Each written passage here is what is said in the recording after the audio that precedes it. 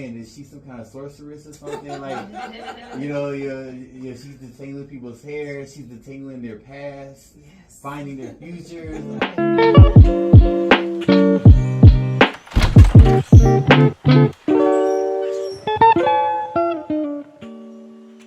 Welcome, welcome, welcome to Love 518. And this is your girl, Hadassah. Hey, y'all.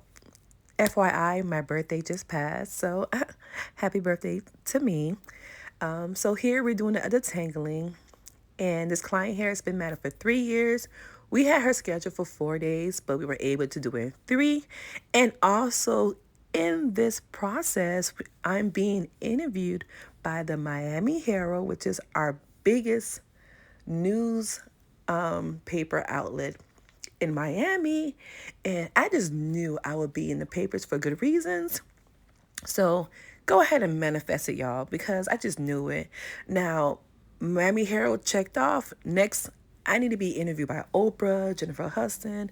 I need to be interviewed by Kelly Clarkson. I need whoever's out there interviewing people, just go ahead and reach out to your girl because one step for mankind and two steps for whatever the next saying is after that. But let me focus.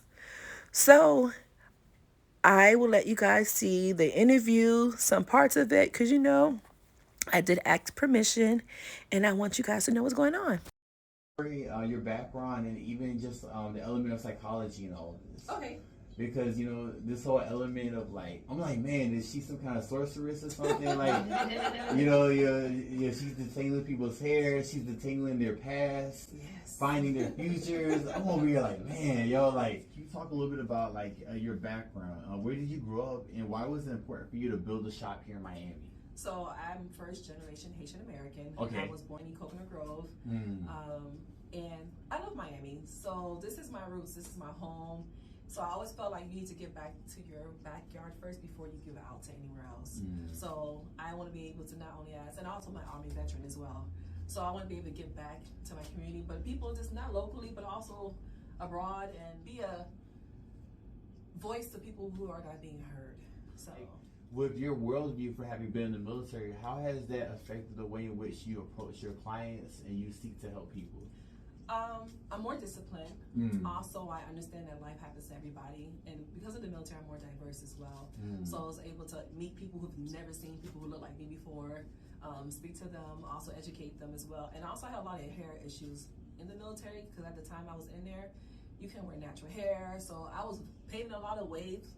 Listen, when I say I did, because I used to get in trouble a lot for my hair, but I stuck by it.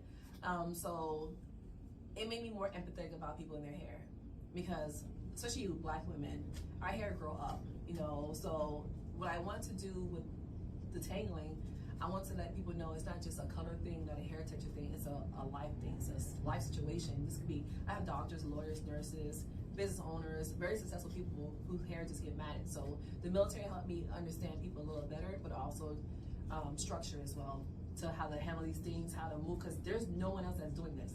Right. So I have to create the blueprint as I go to not only educate myself, but educate other people. So with the discipline of the military, I know, okay, I need some type of structure. Let me go ahead and build this as I go so I can teach this one day to someone else. So I'm going through all the hurdles, I'm going through all the trials and tribulations so other people don't have to go through that. But also, it starts before the person get here. So it starts from the consultation, it starts from the one-on-one, it starts even when they leave, because a lot of times I have clients, the last client for 2 weeks ago, an anxiety attack and almost a breakdown because her hair's been matted for 2-3 years and now she don't know what's next. But it was an overall of, being an Army wife, her husband's always gone for 20 years, and she's always in other locations by herself, she doesn't know anyone in different countries. So now I'm on the phone with her 2 days later after her service is done, just talking. So, quick interruption. First of all, let's go ahead and look at my makeup. I did it myself. I saw a video on YouTube on how to do it. Yes, real cute, but that's not the reason why I'm here. Okay, so I was in the middle of making a video and I ended up on the phone with the client who we're talking about. She called me, I think, a day or two after her appointment. And literally, this is me talking to her about her service and all the things she was going through. So here's a small clip. You won't really hear her voice, but it's crazy that I was able to catch it on camera. So listen. So nothing becomes wrong with you. You go because same when you go to church for your soul and you go to the doctors for your body, you need to actually go somewhere for your mind. Your mind is the most important thing. That's a lot. To be a military wife is not an easy task. Then to have 5 kids, then he's gone. So your task for raising the kids, they pretty much almost, they know him but don't know how they know you. So it's always going to be mommy. You're doing a 2-person job by yourself. That's a lie. You're not designed. We still adapt, but we're not designed to do all that by ourselves. We're designed to have a mate, to someone help us take on that thing, because you're dealing with 5 different personalities and 5 different ages. So that's a lot. So maybe take yourself to the beach, go walk around, go cleanse your spirit, go meditate, go pray, and then go to the ocean. I like to go sit by the ocean, and I like to release it all to God. I just sit there, I meditate, and I let the waves take off. This is why we found each other. Because God hears you. He sees your heart. Even if you don't see it, he sees your heart and he understands that you're going through a lot. And you're an amazing person because, I can see that in you. So he wants you to be, he wants the best for you. He wants you to have the best. And so that's why this message had to be get to you, because it's time for you to treat yourself like the best. You understand? Like, you're an amazing woman. No, a lot of people, there's no way I would have been able to do what you do at all. I'm sorry for taking your time. It's okay. I appreciate you. Listen. I understand you. I'm here. Like I said, it's beyond here for me. Understand? Like, I tell people, yeah, I'm gonna detangle your hair, but I also care about you. So don't feel bad. I love what I do, and I love helping people. So, and I pray that everything goes well with you, and I hope that you find your lesson, and that you get the healing that you deserve. And also, I pray that you put yourself first, but in a healthy way. So and also set healthy boundaries. Yes. Okay. So whenever you feel like you about to go nuts, it's okay. Shoot me a call. To her, pouring life into her. I know what it is to be in that situation where you don't think about the wife that's going through all the kids and hair's matted and she's focused on that because she's almost like a single parent lot for her. So just her having a breakdown helped me understand, like, it's bigger than hair. It's bigger than, yeah, you can cut it off, but it doesn't change the situation. It doesn't change the problem. So I like to tackle what's going on with the person internally, but also externally. Absolutely, and I think that's a really, really important focus, right? Because when we think about hair, we generally speaking, people don't understand like the importance therein, right? It's a self-confidence thing, it's a self-esteem thing, and just it feels like the rest of the world is just even more beautiful. Like the rain outside just stopped, right? Yes. So it's super important. I want to just fast forward then, after your military career into your journey to entrepreneurship. You opened your shop shortly before COVID hit. Yes, right in October, I think 2019, I believe. Yes. What was it about the experience that has emboldened your journey as an entrepreneur? And when it first started happening, how did you feel? Were you thinking like, all right, man, we can ride this out for a month or two? Or were you just like, I need to pivot again altogether? Okay, so I've ran from hair for a long time, so I've did a lot of career jobs, and when I decided to leave the salon I was currently working in, it was straight off faith. I had to leave not knowing if my clients would follow me, leave into a space because I didn't want to be a business owner. I tried it before. I'm like, this is so much work. I'd rather work for someone and help their business grow, but then I outgrew that space. So I said, I'm going to decide to get a salon suite. So as soon as I got the salon suite, I'm like, I don't know how to get clients because a lot of my clients didn't follow me, but I'm just going to trust the process. I'm going to trust God. I'm just going to have faith that it's all going to work out. So once a week I have 2 or 3 clients, and then COVID hits. I'm like, oh, okay. I guess I need a break. Right. Just because I was over, at this point I built my clientele, but I'm overworking myself.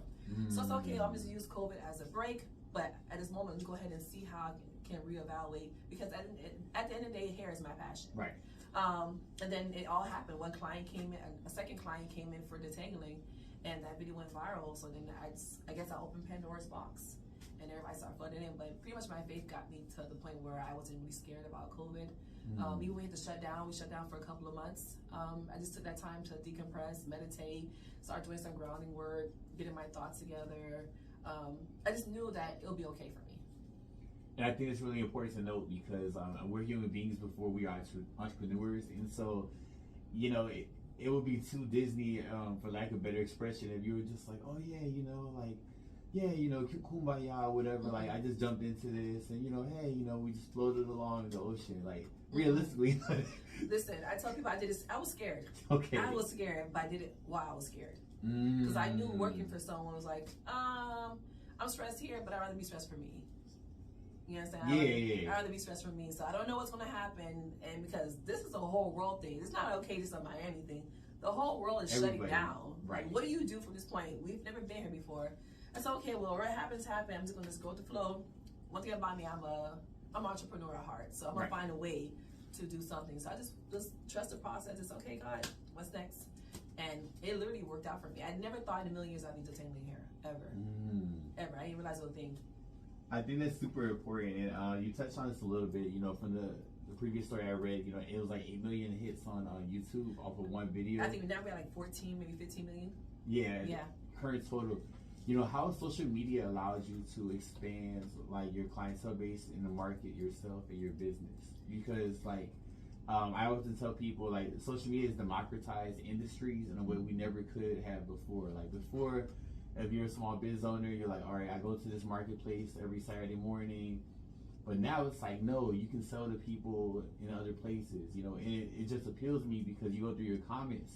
There are people from literally all over the country. So can you talk a little bit about how social media has maybe changed your approach? Okay. So I'm a millennial, so I was born in the 80s. So I'm in a time where we passed out flyers. Yeah, right. And everything changed. So I'm like, okay, well, things are changing. I have to change with it. Either you can stay stagnant or you can go with the flow. I decided to go with the flow. And at first, I was a little hesitant of doing social media because I'm like, well, my voice sounds weird. Who wants to listen to me? And there's thousands of millions of hairstylists. What makes me so special to do it? But I decided, you know what? It's okay. Just record and post. And overnight, I went from having maybe 30 subscribers to then having 10,000, and then before I knew, I had 100,000. So it propelled my business further than I thought it would. I didn't think I would go viral for that. I had a feeling I would, but you can kind of assume something, but for it to really happen was mind-blowing for me. The YouTube stuff, I was like, oh. I really want to interview her now. Right. Because I watch way too much YouTube for my own good anyway. So when he said that, like, oh, wait a minute. I already was like, okay, well, this will be cool. But after that, I was like, wow. You didn't care until you heard YouTube. YouTube. Fascinated. Yeah. I love that. This is the beautiful end result, guys. And I want to say thank you to my amazing team, my amazing support system, my family, my friends, my amazing clients for traveling to come see me, and the Miami Herald for interviewing me, and also my subscribers and all my fans and all my supporters. I thank you so much because none of this would be possible without you guys. Thank you so much for loving me. Thank you so much for pouring into me. And thank you so much for listening to me, guys. I am just so grateful that we're here and I am back. I will be posting more. You know what? I just had to take some time for myself. The same advice I give to my clients, I take for myself too. And I need to decompress and, and rejuvenate. So I am here, I am back, and I'm ready to change lives. Thank you so much for watching. Sending love and light your way. Toodles.